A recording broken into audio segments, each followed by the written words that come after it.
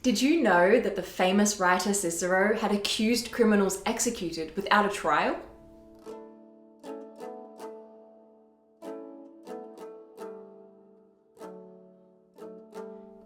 Hello and welcome to World History Encyclopedia. My name is Kelly, and today's video is all about the two Roman men, Cicero and Catiline, who were at the center of a serious conspiracy towards the end of the Roman Republic. Don't forget, the easiest way to support us is by giving this video a thumbs up, subscribing to our channel, and hitting that bell icon for notifications so you don't miss out on any new uploads. World History Encyclopedia is a non-profit organisation, and you can find us on Patreon, a brilliant site where you can support our work and receive exclusive benefits in return. Your support helps us create videos twice a week, so make sure to check it out via the pop-up in the top corner of the screen or via the Patreon link down below. Before we get into the conspiracy, who are Cicero and Catiline, and when was all this happening? The Catiline Conspiracy was the attempt of the Roman senator Catiline to overthrow the government of Rome, whilst Cicero was a consul. This happened during the Roman Republic, which was the period of Rome's history before the Empire. The Roman Republic spanned from the late 6th century through the assassination of Julius Caesar in 44 BCE, which caused the chaos that led to the birth of the Roman Empire under the first emperor, Augustus Caesar. During the late Roman Republic, the state was experiencing threats to its stability, including the social wars between 90 and 88 BCE, not to mention a large decrease in trade and a high unemployment rate. Cicero, born Marcus Tullius Cicero, was a statesman, orator, poet, and writer. He was born January 6, 106 BCE during the Roman Republic. As a young man, he studied philosophy and law, and at 17, he served in the social war under the father of Pompey the Great. He continued his education in Athens and learnt from rhetoricians and philosophers. It was in Athens that he met his lifelong friend and correspondent, Titus Pomponius Atticus. He married his first wife, Terentia, and then at 30 years old, the minimum age you could become one, he was voted a quaestor, which was a lower-ranked magistrate during the Roman Republic who looked over the treasury of the state. Cicero focused on his legal work, and then in 69 BCE he became an aedile, who was a Roman official in charge of maintaining roads, grain, and water supply, and provided the city with public games. Then just 3 years later, at the age of 40, he became praetor, which was an ancient Roman magistrate, an important role in the Roman government. So, to sum up Cicero, he was from a wealthy family outside of Rome, had a good education, a successful law career, and was a skilled orator who held various positions of power and prestige during the Roman Republic. Then we have Catiline, who was born in circa 108 BCE to a distinguished patrician family. His full name was Lucius Sirgius Catilina, and he also served in the social war under Gnaeus Pompeius Strabo, Pompey the Great's father, and was a praetor in 68 BCE before governing Africa for 2 years. He returned to Rome in 66 BCE and ran for the consulship, but allegations of extortion in his province resulted in his candidacy being refused. In 65 BCE, he was acquitted of the extortion charges, but there were also some rumors surrounding the mysterious deaths of his wife and son. In 64 BCE, he had support, monetary and otherwise, from Crassus, and he ran for the consulship again, only to end up coming third. Cicero won the election with Antonius Hybrida, who was a close friend of Catiline, coming second, and he was in debt. Finally, he also had the support of Caesar, who ended up later rescinding it. So to sum up Catiline at the point of the conspiracy in 63 BCE, he was an aristocrat but nearing bankruptcy and had missed out on becoming consul. Where Cicero saw himself as a man who believed in upholding the law and the fundamental principles of the Republic, Catiline thought of himself as a champion for the poor, the dispossessed, and the bankrupt veterans.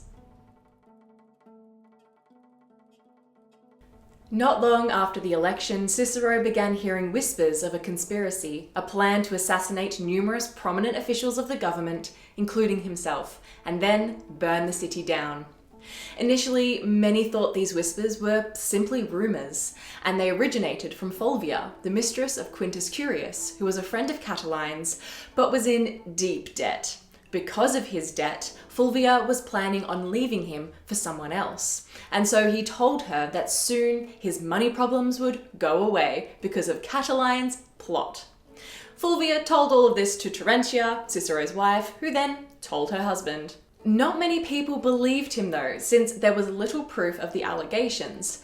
But Cicero still hired himself a bodyguard, which actually ended up being a wise choice, since on November 7th, 63 BCE, someone tried to have him killed. What was helpful for Cicero was the unsigned letters addressed to a number of Roman senators and delivered to Crassus, warning them to leave Rome. Each letter said the same thing, and although they were unsigned, they were believed to have come from a friend of both Catiline and Cicero, Salius. While all of this was happening, angry mobs consisting mostly of the poor and veterans Catiline had appealed to were gathering to the north to support him, believing they had been mistreated by the government, and he offered something better. On November 8, however, Catiline presented himself before the Senate and denied any involvement in any kind of plot, whilst also verbally attacking Cicero. He said he was happy to be put under house arrest, even in Cicero's home, if that would help clear his name, but in the night he escaped to Etruria with 300 men and joined his fellow conspirator Caius Manlius. Both men were declared public enemies by the Senate. The plot was coming together outside the city, and this information came from the Allobroges, an ancient Celtic tribe from Gaul.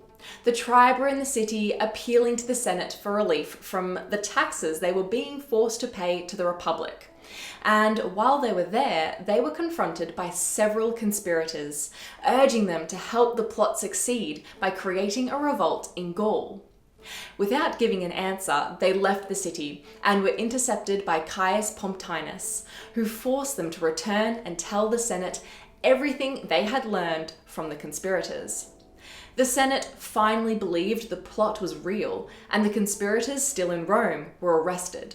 Cicero suggested that the conspirators be executed immediately without trial, but Julius Caesar, who was a friend of Catiline, opposed it. Caesar suggested that the men be imprisoned until a trial could be held, and that the Senate shouldn't hasten to a decision. According to Suetonius in his The 12 Caesars, when the Catiline Conspiracy came to light, the whole house, with the sole exception of Caesar, the praetor-elect, demanded the death penalty for Catiline and his associates. Caesar proposed merely that they should be imprisoned, each in a different town, and their estates confiscated.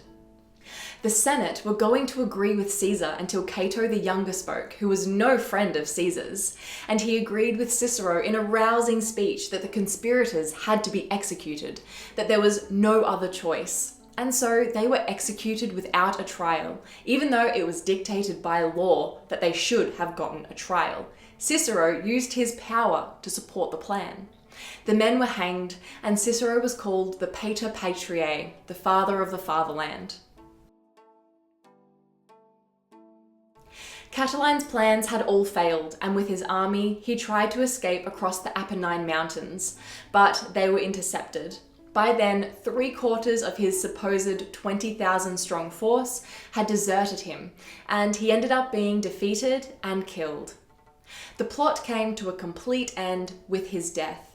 Cicero thought that his victory over Catiline was his greatest achievement, despite being a successful lawyer, consul, and poet. But others disagreed, and his reputation suffered as more people came to object to the execution of Roman citizens without trial. Do you believe Cicero was right in calling for the conspirators' execution without trial? Let us know what you think in the comments below. If you enjoyed this video, make sure to give it a thumbs up and subscribe to our channel so you don't miss out on our new videos every Tuesday and Friday. This video was brought to you by World History Encyclopedia. For more great articles and interactive content, head to our website via the link below. If you like my shirt, you can find this design and a bunch more in our shop at worldhistory.store, or you can find a link for it down below. Thank you so much for watching, and we will see you soon with another video.